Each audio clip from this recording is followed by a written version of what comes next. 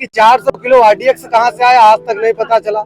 400 पार का नारा देने वाले कि 4 विधानसभा का नाम तक नहीं बता पाए वो प्रत्याशी। आदरणीय उज्जवल रमण सिंह, ऐसा कोई गांव नहीं होगा, ऐसा कोई घर नहीं होगा, ऐसी कोई चौखट नहीं होगी। जब 70 में पेट्रोल कांग्रेस के समय में था तो इन्होंने आंदोलन छेड़ा था। यत्र नार्यस्तु पूज्यन्ते रमन्ते तत्र देवता। जहाँ नारियों की पूजा होती है वहाँ देवता निवास करते हैं। जो पेंशन देगा, जो पेंशन की बात करेगा वही देश पर राज करेगा। नमस्कार, मैं हूं कमलनाथ। आप देख रहे हैं KN24 न्यूज। प्रयागराज के सरजमी पे मौजूद है। आज दिनांक 29 तारीख है। नामांकन का शुभ घड़ी स्टार्ट हो गया है और यहाँ पे देख सकते हैं इंडिया अलायंस के तमाम जो लोग हैं, समाजवादी पार्टी, कांग्रेस और आम आदमी पार्टी का जो गठबंधन हुआ है, ये देखना होगा गठबंधन कितना प्रभावशाली साबित होता है नीरज त्रिपाठी के ऊपर। बीजेपी के प्रत्याशी हैं, ये देखना होगा कि इस बार रेवती रमण सिंह के जो पुत्र हैं उज्जवल रमण सिंह, क्या प्रयागराज में मैजिक उनका साबित सही होता है कि नहीं, ये देखना होगा। तमाम जो लोग हैं यहाँ से वो जानकारी लेने का कोशिश करेंगे। यहाँ जो तमाम जो लोग हैं किसी न किसी पार्टी के कार्यकर्ता हैं या किसी पार्टी के पद पे इस समय है, तो वो जानने का कोशिश करेंगे।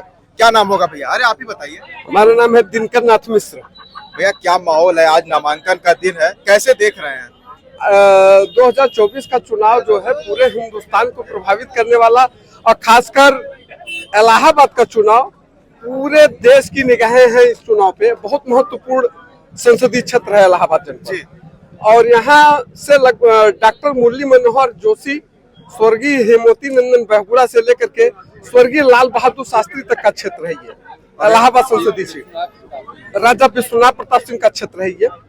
यहाँ से माननीय कुंवर उज्जवल रमण सिंह इस समय संयुक्त गठबंधन के प्रत्याशी हैं। और जहां तक हम लोगों का अनुमान है और देखने से लग रहा है, हुजूम से लग रहा है, गांव में जाने से लग रहा है कि कम से कम उज्जवल रमण सिंह 2 लाख वोटों से चुनाव जीतेंगे। इस बार जो परिवर्तन का जो मैजिक है साथ देगा कि नहीं? 101%। अच्छा, 101% संयुक्त गठबंधन के प्रत्याशी के पक्ष में माहौल है जनपद इलाहाबाद। आप किसको सपोर्ट कर रहे हैं? हम कुंवर उज्जवल रमण सिंह जी को। अच्छा, इंडिया अलायंस हो? जी हाँ। बीजेपी से नाखुश है क्या? बीजेपी से हम पूरी तरह से संतुष्ट हैं, लेकिन इनके जो प्रत्याशी है, जिस तरीके से इन्होंने लोकतंत्र की हत्या की इलाहाबाद जनपद में, नीरज त्रिपाठी जी, बिल्कुल नॉन पॉलिटिकल आदमी को इन्होंने इलाहाबाद जैसे जनपद में भेज दिया है। तो ये बड़े आश्चर्य की बात होती है कि इलाहाबाद जनपद में जहां इतने पढ़े लिखे विद्वानों का क्षेत्र है, वहां से ऐसे व्यक्ति को इन्होंने प्रत्याशी बना दिया जिनकी कोई राजनीतिक पृष्ठभूमि नहीं रहे, जो कभी एसी से बाहर ही नहीं निकले हैं। हो सके पहली बार है, अच्छा काम करें। नहीं, वो अलग की बात हो जाती है, काम कर, लेकिन अगर कोई व्यक्ति वो आएंगे, देखेंगे, और कोई एक व्यक्ति ऐसा है जो धूल और मिट्टी एक किया हुआ है, जिसकी जन्मभूमि और कर्म भूमि इलाहाबाद रही है, तो आप किसको चाहते थे कि बीजेपी को मिलना चाहिए था? किसी को भी मिलता वो अलग की बात थी, लेकिन नॉन पॉलिटिकल तो लोकतंत्र की हत्या तो वही हो गई। यानी आप प्रत्याशी से खुश नहीं हो? वैसे बीजेपी नहीं, हम न प्रत्याशी से खुश हैं न बीजेपी से खुश हैं। अच्छा जी, क्या नाम होगा भैया? हरिमोहन सिंह। इस बार क्या माहौल लग रहा है प्रयागराज में, जिस तरीके से उज्जवल जी मैदान में उतरे हैं? क्या उज्जवल जी यहाँ पे कमाल कर पाएंगे? हाँ, बिल्कुल। कैसे कमाल कर पाएंगे? गठबंधन कुछ बताइए अपने अनुसार। नहीं, क्षेत्रीय जनता उनको इस बार जो है मौका देगी और माहौल भी ठीक ठाक है और सरकार की कार्यशैली भी बहुत अच्छी नहीं रही। अच्छा, 10 सालों में बेरोजगार भी बहुत परेशान रहे, तो इस वजह से लोगों में सरकार के प्रति नाराजगी ज्यादा है। यानी जो प्रयागराज की नाराजगी है वो सही साबित होगी उज्जवल जी जब यहाँ के सांसद बन जाएंगे। जब सरकार बदलेगी तो हो सकता है माहौल अच्छा हो। इस बार उज्जवल जी को आप सांसद ही भेजेंगे? बिल्कुल। क्या भैया, मोदी जी 400 पार का नारा देते हैं, प्रयागराज में युवा क्या सोच रहे हैं? प्रयागराज का नौजवान ये बात को महसूस कर रहा है कि 400 किलो आरडीएक्स कहां से आया, आज तक नहीं पता चला। 400 पार का नारा देने वाले ये नहीं बता पाए कि देश के अंदर आरडीएक्स कहां से आया, पुलवामा की घटना कैसे हो गई। किसान परेशान है, नौजवान परेशान है, छात्र आत्महत्या कर रहा है, गरीब किसान, शोषित, वंचित, पीड़ा, दलित, अल्पसंख्यक हताश और निराश होकर अपने घर पर बैठा है। मोदी सरकार केवल जुमलेबाजों की सरकार है, इनकी पूरी कैबिनेट झूठ का पुलिंदा है और अब तो समय बहुत नजदीक आ गया है। भारतीय जनता पार्टी का देश से सफाया होने जा रहा है। हमारा पंडित माधव प्रसाद। क्या माहौल देख रहे हैं प्रयागराज का? माहौल तो हम अपने जमुना पार का देख रहे हैं कि हमारे जमुना पार से उज्जवल रमण सिंह निश्चित रूप से जीतेंगे, इसमें कोई दो राय नहीं है। उज्जवल भैया किसी ने अभी देखा तक नहीं, वो किसी को न पहचानते हैं, न जानते हैं, न उनका क्षेत्र है, और भाजपा की इस समय यही स्थिति है कि महंगाई आप खुद देख रहे हैं। जब 70 में पेट्रोल कांग्रेस के समय में था तो इन्होंने आंदोलन छेड़ा था, अब आज 100 के पार हो गए तो सस्ता है। कुछ लोग कहते हैं कि महंगाई जाए जितनी चली जाए बीजेपी ही आना चाहिए। बीजेपी नहीं आएगी, बीजेपी की अब तो खटिया खड़ी होने वाली है। अच्छा, बिल्कुल बिल्कुल इसकी खटिया खड़ी होने वाली है। इस बार प्रयागराज से खटिया खड़ी हो जाए। हाँ बिल्कुल प्रयागराज से खटिया खड़ी, पूरे देश से बीजेपी जाएगी। क्या नाम होगा भैया?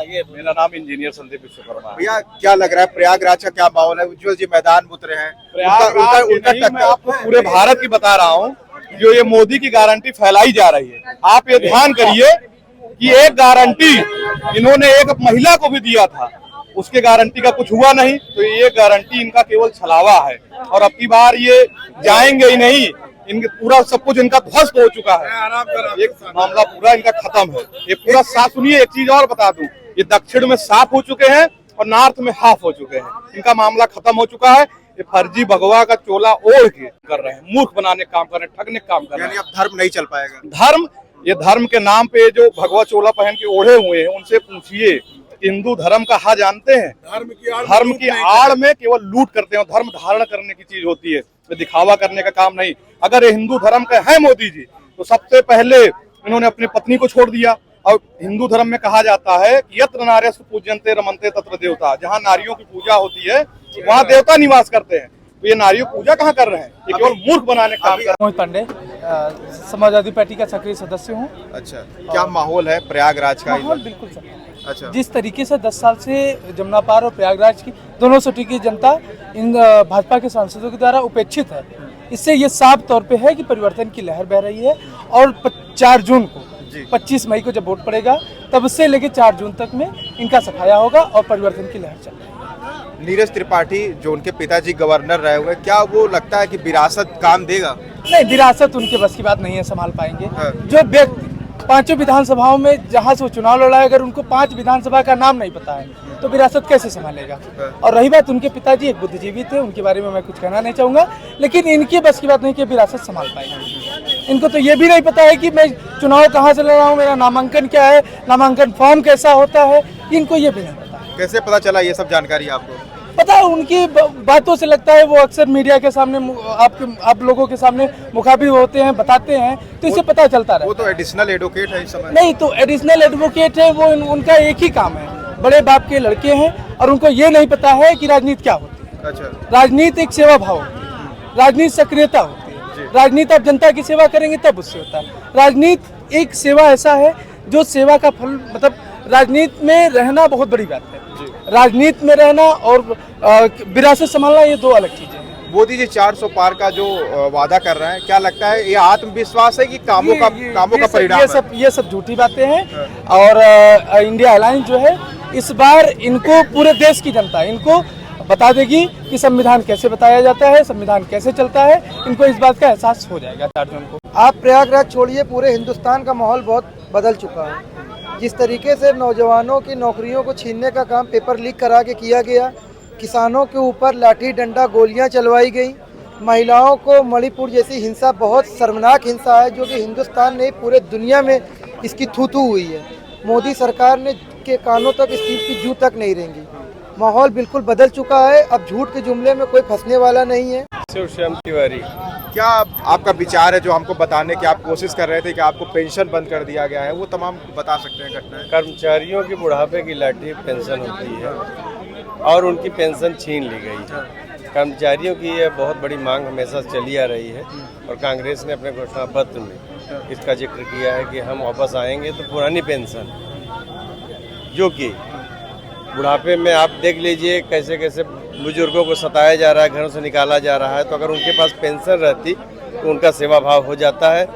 और पूरे देश की ये मांग है कि पुरानी पेंशन बहाल। लेकिन यही नेता जो लोग हैं, जो राजनीति में जो विधायक बन जाता है, उसको पेंशन मिलना शुरू हो जाता है, लेकिन जो सरकारी सेवा करता है उसको पेंशन क्यों नहीं मिल रही? यही तो मांग है, यही तो बात की जा रही है, यही तो लोग पूछ रहे हैं, कर्मचारी पूछ रहे हैं कि आखिर हमारा दोष क्या है, हमको क्यों नहीं दी जा रही है पेंशन। और देश में अब इस बार लहर ऐसी चल रही है कि इस बार जो शिक्षक गण है वो किसको पसंद कर रहा है? जो पेंशन देगा, जो पेंशन की बात करेगा वही देश पर राज करेगा, ऐसा नारा चल रहा है। कानून व्यवस्था के हित से तो देखा जाए तो माहौल जो है इस समय हम अधिवक्तागण और अन्य लोग जो है इंडिया अलायंस के साथ हैं। हमें इस बार महंगाई, बेरोजगारी और सुरक्षा, स्वास्थ्य, इन सब चीज़ों पे ध्यान दे के जो है हमें इंडिया अलायंस के लिए वोट करना पड़ेगा और सपोर्ट भी करना पड़ेगा।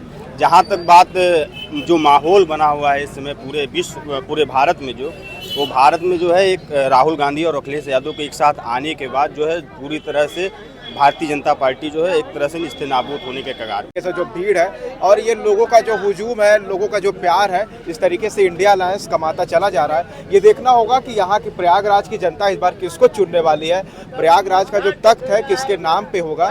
ये तमाम जो सूचनाएं मैं देता रहूँगा। तब तक आप देख रहे हैं KN24 न्यूज़। धन्यवाद।